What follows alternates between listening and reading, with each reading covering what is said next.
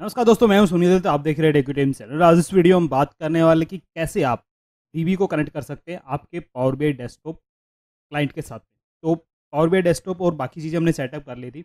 अब हम कनेक्ट कर रहे हैं डीबी को। तो पहले हम कनेक्ट करेंगे माई सीक्वल डीबी को। ठीक है, तो मेरे पास में माई सीक्वल का डीबी है और उसको कनेक्ट करते हैं। तो सबसे बड़ी जो यहाँ पे डिफरेंस है वो मैं आपको बता दूँ। यदि आपके पास में डीबी है तो आपको पहले पता होना चाहिए कि आपके पास में एक्चुअल में डीबी है कौन सा। बहुत सारे लोग मारिया डीबी इंस्टॉल करके रखते हैं और ओपन सोर्स जो है, और वो just same like MySQL है वो। तो इसलिए उनको कन्फ्यूजन हो जाता है कि मारिया डीबी है या माई सीक्वल है। तो पहले आप चेक कर लें कि आपके पास में मारिया डीबी है या माई सीक्वल है। ठीक है, यदि माई सीक्वल है तो आप जस्ट यहाँ पे माई सीक्वल फिल्टर किया मैंने और माई एसक्यूएल डाटाबेस पे क्लिक करके आपको कनेक्ट करना है। जैसे आप कनेक्ट पे क्लिक करेंगे तो अभी यहाँ पे एक विंडो आ रही है। जितने भी वीडियो आप देखेंगे ना यूट्यूब पे, वो बोलेंगे कि सबसे पहले ये विंडो आती है। ठीक है, लेकिन ये विंडो नहीं आती है। ये विंडो तब आती है जब आपके पास में कनेक्टर इंस्टॉल होते हैं। अब बोलेंगे कि कनेक्टर क्या है। पावर बीआई डेस्कटॉप क्लाइंट जो है वो एक अलग एप्लीकेशन है, लेकिन जब डीबी के साथ में कनेक्ट करने हैं तो इसके अलग अलग क्या है, हर एक डीबी के अपने कनेक्टर्स होते हैं ताकि थर्ड पार्टी एप्लीकेशन कनेक्ट कर पाए।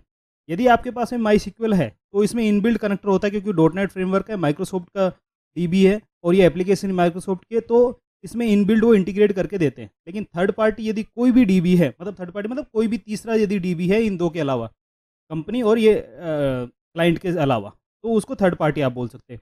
तो यहाँ पे हम माई सिक्वल जो है वो माइक्रोसॉफ्ट का नहीं है, ओरेकल का डीबी है। तो इसलिए आपको क्या चाहिए, क्लाइंट चाहिए, कनेक्टर क्लाइंट चाहिए। अब जो ये क्लाइंट है ये आपको कहाँ से मिलेगा, कनेक्टर। ये कनेक्टर आपको कोर्स के जो प्राइवेट फाइल्स हैं उनमें अवेलेबल है, टेक्यूटीम डॉट की वेबसाइट पे। यहाँ से डाउनलोड कर सकते हैं या आप चाहें तो गूगल करके भी डाउनलोड कर सकते हैं। अब एक इश्यू जो मुझे आया था, जब भी आप ये स्क्रीन जो अभी देख रहे हैं ना, ये स्क्रीन नहीं आती है। पहले एक एरर की स्क्रीन आती है कि कनेक्टर इंस्टॉल नहीं है। ठीक है, तो वो जो कनेक्टर इंस्टॉल नहीं है उसकी जो एरर है उसको आप रिजोल्व करेंगे इसको इंस्टॉल करके। अब यहाँ पे दो दो दो है मेरे पास में, एक है 64 बिट, एक है 32 बिट। आप अभी यहाँ पे नेट पे देखेंगे ना तो 64 बिट पे रूट करता है ये। यहाँ पे जैसे आपको एरर आएगा वहाँ पे बताएगा कि ये कनेक्टर आप इंस्टॉल करो, लेकिन वो क्या है, 32 बिट का कनेक्टर है जो ये 8.0.33, ये अभी इंस्टॉल करवाता है।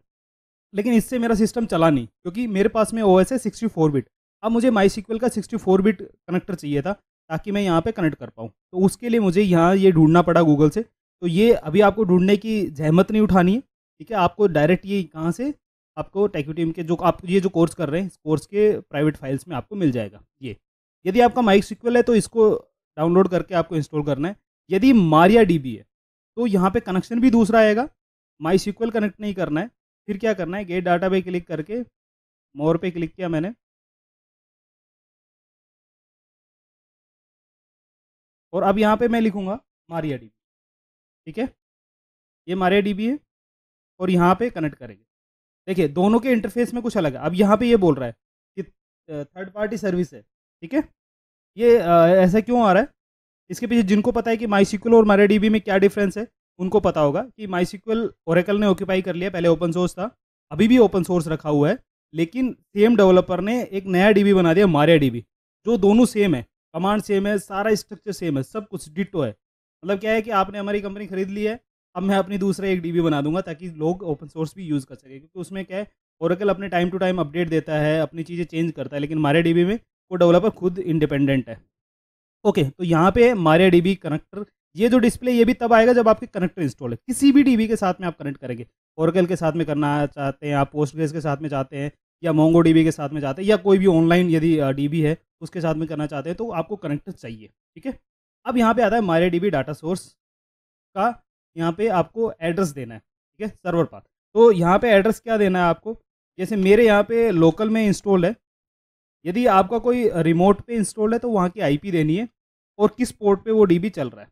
डिफ़ॉल्ट पोर्ट 3306 होता है, और यहाँ पे आप डाटाबेस का नाम दे सकते हैं।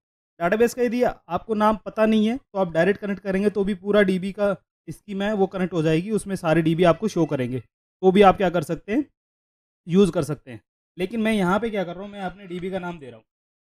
मैंने आपको बोला था कि एक रियल जो डीबी है उसको हम टेस्ट करेंगे और उसी के साथ में कनेक्शन बनाएंगे। ठीक है, तो एक हमारे पास में डीबी है, जो ऑनलाइन पोर्टल जहाँ पे कोर्सेज वगैरह होते हैं उसका डीबी है।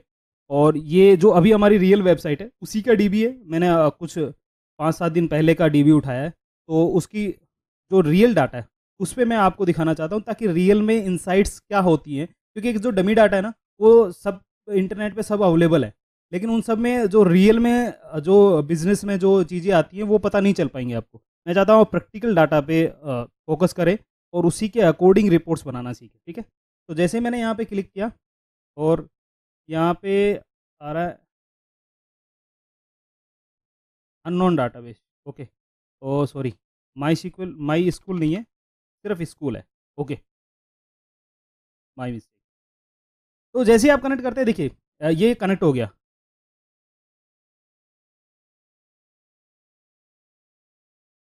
अब क्या करते हैं कि यहाँ पे आपको सारी टेबल आ गई है। मैं यहाँ पे सर्च करता हूँ यूज़र टेबल, ठीक है। ये यूज़र टेबल आ गई। इस यूज़र टेबल के साथ में जैसे आप सेलेक्ट करेंगे, इसका प्रीव्यू आ जाएगा कि क्या क्या इसमें फील्ड है और कैसी ये इसको लोड के बटन पे क्लिक करना है। ओके, अब ये क्या करेगा कि दो कनेक्शन मोड थे, मैं अभी आपको दिखाऊंगा बाद में। जस्ट मैं अभी आपको दिखा रहा हूँ कि कनेक्शन बन गया है कि नहीं बन गया, ठीक है। तो हमारा डीबी के साथ में कनेक्शन बन गया, मेरा डाटा आ गया। अब यहाँ पे एक चीज़ आपको देखनी जो चाहिए थी, देखिए यहाँ पे ये टेबल आ गई है। मैंने जो फैमिलियराइजेशन में बताया था कि ये विजुअलाइजेशन है, ये फिल्टर है और ये डाटा है, यहाँ पे डाटा शो करता है। ओके, अब हम बात करते हैं कि मैं एक बार यहाँ पे दोबारा दो ऑप्शन थे उनके बारे में आपको बता देता हूँ, ठीक है। डीबी और कनेक्ट पे क्लिक करते हैं। जैसे आप कनेक्ट पे ये वार्निंग आती है, इसको आप यहाँ पे क्लिक करके कर देंगे तो दोबारा ये वार्निंग नहीं आएगी। मैं सिर्फ दिखाने के लिए आपको बता रहा हूँ। ओके, यहाँ पे देखिए एक ऑप्शन आ रहा है इंपोर्ट और डायरेक्ट क्यूरी। ये दो ऑप्शन है, इसका मतलब क्या है ये समझना चाहिए आपको।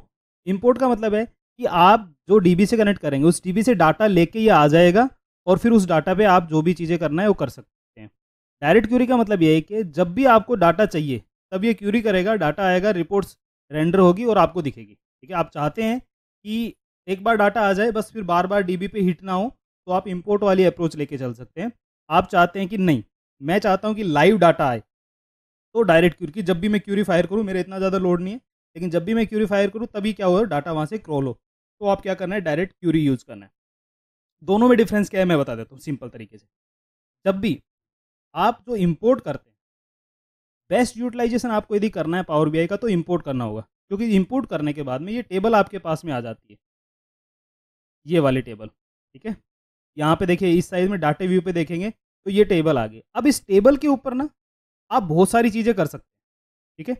आप बहुत सारी चीज़ें क्या क्या कर सकते हैं, आप यहाँ पे कर सकते हैं कि मॉडलिंग कर सकते हैं, आप नए नए फील्ड क्रिएट कर सकते हैं, कैलकुलेटेड फील्ड कैलकुलेट कर सकते हैं, और उसके ऊपर फिर क्या कर सकते हैं, आप रिपोर्टिंग कर सकते हैं। तो आपको ध्यान में देना होगा कि आपकी रिक्वायरमेंट क्या है। लेकिन यदि डायरेक्ट क्यूरी आप करेंगे तो ये मॉडलिंग वगैरह ज़्यादा नहीं कर पाएंगे, आपको क्यूरी में ही सारी चीज़ें लिखनी होंगी और क्यूरी आएगी और सिंपल आपकी रिपोर्ट बन जाएगी और डीबी पे हमेशा हिट रहेगा। अब आप बोलेंगे कि लेकिन इंपोर्ट वाला तो यूज़ नहीं होगा क्योंकि लाइव मेरे को डाटा मिलेगा नहीं। नहीं मिल सकता। लाइव करने के लिए क्या होगा कि डाटा एक बार इंपोर्ट कर लिया, लेकिन जो डाटा इंपोर्ट करने की रिफ्रेश रेट है, शेड्यूल रिफ्रेश जो है, वो आप सेट कर सकते हैं कि ये जो डाटा है वो रेगुलरली 1 घंटे के बाद में, आधा घंटे के बाद में, या पूरे दिन में एक बार डीबी से सिंको और डाटा यहाँ पे आ जाए। बहुत सारी रिपोर्ट ऐसी रहती है, बहुत सारी क्या मतलब मोस्टली ऐसी रहती है कि पूरे डीबी को क्रॉल करने की जरूरत नहीं है, कुछ डाटा चाहिए, और वो भी मुझे जैसे हर घंटे पे, हर आधे घंटे पे, या एक दिन में एक बार मुझे स्टेटिक्स पता चल जाए कि बिजनेस में ये चल रहा है, ठीक है। तो डिमांड क्या है आपकी, उसी हिसाब से आपको सेलेक्ट करना होगा। ओके, हमने क्यों सेलेक्ट किया है इम्पोर्ट, क्योंकि मुझे आपको बहुत सारी चीज़ें और भी दिखानी है इसमें। मैं डायरेक्ट क्यूरी भी करके एक रिपोर्ट बना के दिखाऊंगा और इंपोर्ट करके भी, ठीक है।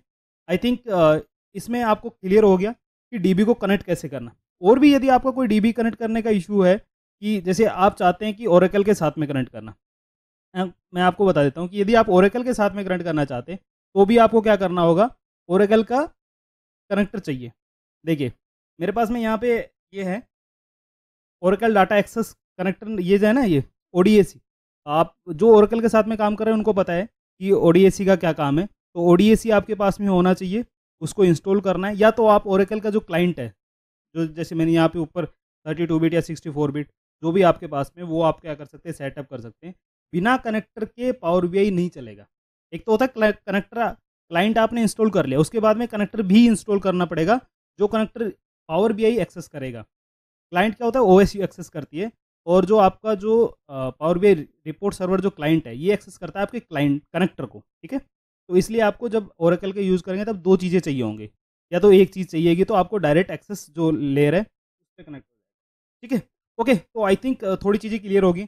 अभी हम इस पूरे कोर्स में ये जो मारिया डीबी वाला कनेक्शन था, इसको हम यूज़ करेंगे, और डाटा कैसे कैसे मॉडल बनाने हैं, डाटा की मॉडलिंग कैसे करनी है, और कैसे चार्ट्स और विजुअलाइजेशन क्रिएट करने, ये देखने वाले हैं। ओके, तो इस वीडियो में इतना, मिलते हैं नेक्स्ट वीडियो में, तब तक के लिए थैंक यू, बाय बाय।